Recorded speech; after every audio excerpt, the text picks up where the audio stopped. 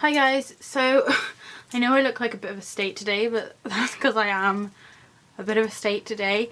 A few nights ago we were broken into. I actually wasn't at home at the time, but my parents were in the house. It happened around 12 o'clock from what we can tell, and they parked up on the road, cut a hole in our hedge, walked through the hedge and broke into our buildings. So I wanted to make this video, not because I wanted any sympathy, not because I wanted any help catching them, but more just to warn you so that you won't let it happen to you, because after a whole weekend of dealing with this, I have just got a text to tell me that someone else we know has been broken into, and along with the rest of their housing estate. So you kind of have that feeling that it's not going to happen to you. Like, you see it happen and you think, oh, that's really bad, but it won't happen to me. And really we should have learned from this, because my boyfriend was broken into not even 4, 5, 6 months ago. And he secured up his house, he put on cameras and alarms and lights, but we didn't. We just felt really sorry for them. But we thought, oh, it won't happen to us. And here we are now, having lost a lot of very sentimental, important things, when really it almost could have been avoided. I know a lot of people's view of the situation is that you can't stop them from doing it, you can only try and deter them from stealing. So having things like lights, alarms, cameras, it's not going to stop them from doing it, it's just potentially going to scare them off and make them want to target someone with less security. So if you take anything away from this, I would just say secure up your house. It's going to cost a bit of money to do, but think about the money you would lose and the things that you would lose if you didn't do it. And it's not just about the money. A lot of the things that were taken belonged to my great-granddad, my great-great-granddad. They were things which were handmade or, you know, made many, many moons ago, which could not be recreated in this day and age. Things which are being passed down through my family.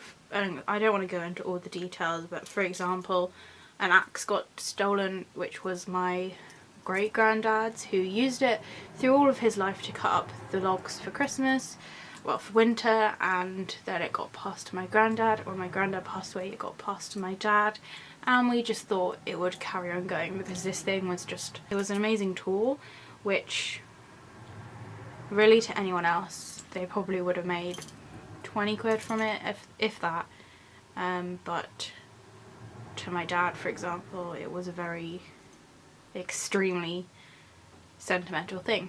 And it's not just the things that they take, it's the feeling you get afterwards, like a feeling of not being safe in your own house. Your home is a place that you're meant to have all the things you love, all the things that you've worked so hard for. It's a safe haven is what I perceive it as, and to stand there looking at empty shelves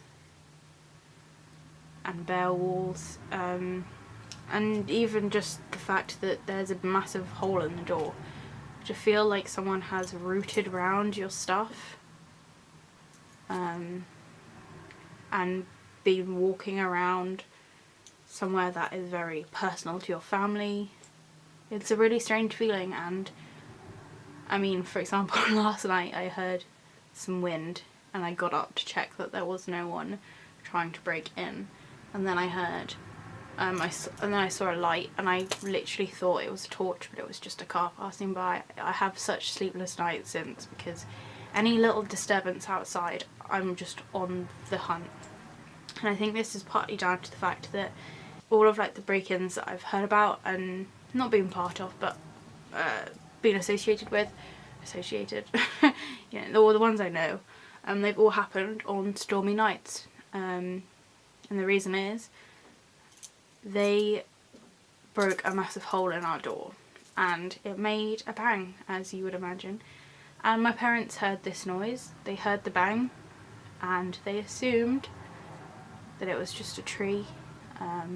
Quite often our swing chair in our garden gets not like blown over when the winds are really high and there's storms, so they just assumed it was that. They were gonna check, but they just wrote it off as a storm and carried on, went to bed. And the feeling that if they had gone and checked, they probably would have caught them red-handed, or at least scared them away before they could have taken anything. But that's just, we live in a world where we don't want to continuously think that we're being stolen from. When we hear a bang, it's wrong for you to automatically think that it's someone breaking into your house. You want to think, oh, it's a storm, there's a bang, it's a tree. But unfortunately, we don't live in an ideal world, and especially in England, I can't really comment about other countries, but crime levels are going up ridiculously. And the reason for that is probably because, I mean, minimum wage is pretty abysmal, but we have the benefit system. I'm not going to go into that because I know there's so many flaws within the system, but I'd say overall, they try to ensure that everyone has at least some money to live off of, if you're not working. If you're working, on the other hand, you're earning your own money. There's a kind of a satisfaction that you've earned it, but still you're paying taxes, so a large percentage of what you earn goes straight to the government, who give it to the people who need it.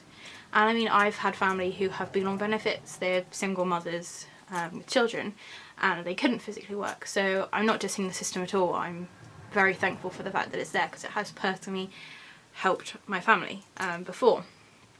But I think some people do take the mick a little bit, and I know it's very wrong of me to stereotype, but I imagine these people probably don't have full-time jobs or well-paid jobs.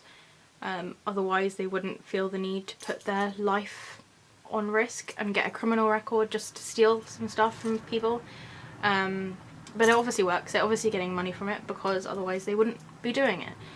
I just hope that they go to bed feeling tremendously guilty, and their conscience will play havoc with them, but I'm sure that's probably not going to be the case. Otherwise you wouldn't do it in the first place. I think the hardest thing is that we give a lot of money to the government to pay for things like the NHS benefits, as I said, lots of things which I'm not going to go into, but one of those include the police force, and cuts have been made on the police force in the last however so many years, and day to day you don't really notice them. When it comes to the point where your property is being broken into and things have been taken, when it comes to that point and you call up the police and they can't do anything about it, when there's not enough funds for them to come out and even look at it or even advise you. I know for a while they haven't really followed up cases, but they have at least come to look at the area, and they've given you advice as to what you can do next time, which I know is not that helpful, but it's at least something. But now they can't even afford to do that. They just give you a number. They say, here's your crime number, there you go, have fun solving it. And the thing that frustrates me is I know that out there there is the right technology to find exactly who these people are. I mean, they broke in with the tool, which I took a picture of, I'll insert it now. This is a tool that they used to break the door. They would have held this tool. You can see that this tool isn't exactly new. It's going to be covered in fingerprints. Sorry, the insurance people called. I'm aware that this lighting is abysmal. The fact that their fingerprints were on this tool, and that it could have been taken to a fingerprint place and they could have worked out who did it. Like, they'd have a full profile, and I'm sure there's DNA in there. I mean, they've cleared off our shelves. They even opened our fridge and took out our wine. Like, they would have had to hold the handle of the fridge to open it. There's probably DNA littered, absolutely littered in there. But there's no one there's no resources, there's no money, there's nothing that allows the police force to put that effort into it. The only way you can do it is if you personally have the money to do it independently, which, I mean, a DNA test of your own, like getting your own DNA test is hard enough, let alone getting them to come and swab things and look at evidence. It's not money that you're willing to spend on something when you've already lost so much money through it. The reason why I've just come to my car is because the insurance people were on the phone, and they basically wanted a picture of everything, and the only money that they were going to pay out, even though we have full insurance which covers theft and things, the only money they will pay us is like the item's worth, and it only counts if you have a receipt, like an actual, like it can't even be like a photocopy of a receipt, it has to be an actual receipt. And I don't know about you, but I don't keep the receipts for every single thing I buy. I mean, the only receipt we can find is for the lawnmower, which was like £130, but the amount of tools that were taken, the amount of oil and paint and all those stupid things that you'd have in a garage, that my dad has collected over 10s, 20, 30, 40, 50 even years, you're not going to have a receipt for that kind of stuff. Like, when you buy stuff, you don't assume that you'll need a receipt, other than if you think, oh, it may be faulty, I'll keep my receipt in case I have to take it back. But once you're happy with the product, especially if it's a product that you keep continuously buying as well, you're not going to keep every single receipt. It's fair enough to say, oh, I'm going to file all my receipts, but you don't. When you go out and buy some paint, you don't file a receipt for it. Maybe you do, but we don't. And so the insurance company can't do anything unless we have valid receipts for everything that was taken. I mean, a lot of things, as I said, were passed down, handmade. The only things really are things that were bought for this Christmas that we have receipts for.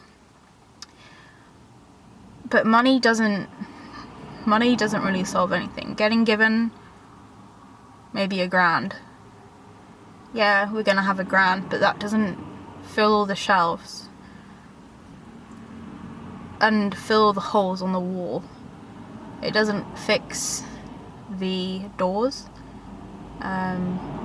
It wouldn't even pay for an alarm system in our house. And it certainly wouldn't make the whole situation less awful. It wouldn't change the way we feel. It would just... Anyway, all I wanted was just to let you know so that it doesn't happen to you, because honestly it's the worst feeling. I've been on placement for the last 2 days and it's all I can think about.